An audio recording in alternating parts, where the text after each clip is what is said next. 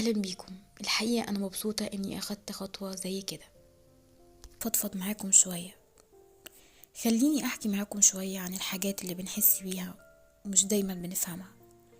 ممكن تعتبروها مساحة امان للرحلة اللي بنحاول فيها نكون اقرب لنفسنا او نكتشف فيها نفسنا ونحبها اكتر. تقريبا كلنا بنسأل نفسنا سؤال، يعني كل يوم: احنا مين وعايزين ايه؟ وليه دايما حاسين بالغربة واننا بعيد عن نفسنا ومش بنديها حقها؟ معظمنا بيعيش سنين وايام بيتشكل بناء على نظرة الناس ليه، مش علشان هو عايز الحاجة دي او هو شايف ان قراره ده صح.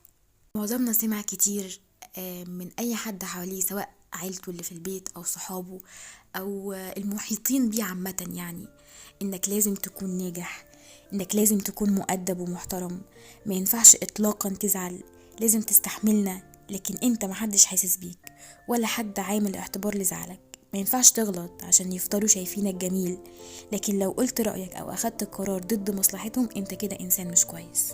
ونبدأ نلبس نفسنا شخصيات عشان نرضي اللي حوالينا، علشان نشبع رغباتهم حتى لو اللي هم عايزينه ضد مصلحتنا. الحقيقة أنا مريت بمواقف كتيرة قوي خلتني إنسانة ضعيفة، إنسانة لازم أرجع لحد عشان أخد القرار ده، يعني هو قرار يخصني عامة. لازم أشوف نظرة الجمال في عينه علشان أحس إن أنا جميلة، ولكن ده غلط. أي حد بيعمل حاجة زي كده فهو إنسان لازم يفوق ولازم يدرك إن هو على طريق مش صح.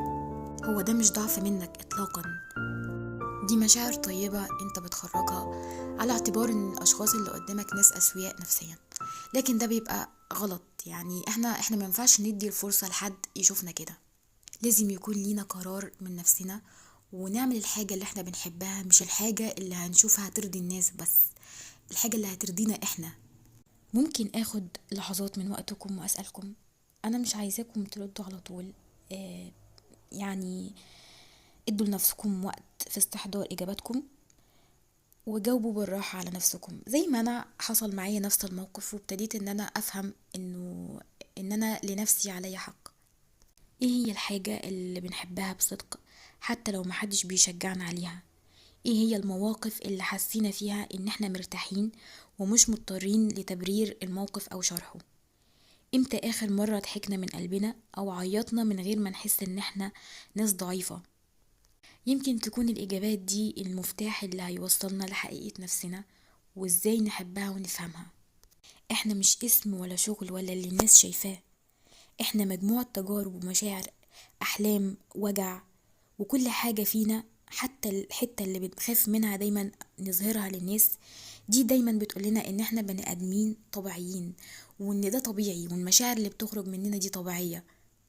انا دايما بشوف ان لازم كل واحد فينا يدي مساحة لنفسه، كل يوم يسألها احنا حاسين بايه، نفتح مساحة لنفسنا ونسمع اللي جوانا حتى لو اللي هنسمعه صعب.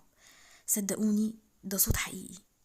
اسألوا نفسكم دايما، احنا عايشين عشان نرضي نفسنا ولا عشان نرضي اللي حوالينا؟ نراقب اللحظات الصغيرة اللي بنحس فيها بالهدوء والأمان ونكررها دايما، حتى لو لحظات بسيطة، زي ان احنا نشرب كوباية شاي في البلكونة، فنجان القهوة ناخده مع ناس بنحبها، نقرأ كتاب، نسمع فيلم، نسمع مزيكا معينة. اي حاجة بنكون فيها مبسوطين، اي حاجة بنكون نفسنا مبسوطة مش اللي حوالينا. لازم نفكر في نفسنا، احنا مبسوطين ولا لأ. محتاجة اقول حاجة اخيرة: لو انت مش عارف نفسك دلوقتي ما تقلقش، الوعي الحقيقي دايما بيبدأ بلحظة تساؤل منك، بلحظة شك. انت لما تبدأ رحلة التعافي والتشافي واكتشاف نفسك هتبدأ نفسك تهدى وتكمل اللي انت بدأته واحدة واحدة. هتبدأ تحس انك محتاج الوضوح في حياتك، مش هتضطر ابدا انك تجهد نفسك في حاجات ملهاش لازمة. استنوني في حلقة جديدة نفضفض فيها مع بعض، وما تنسوش تدعموني وتشيروا الفيديو وتعملوا لايك وشير وسبسكرايب عشان يوصل لكم كل جديد. سلام.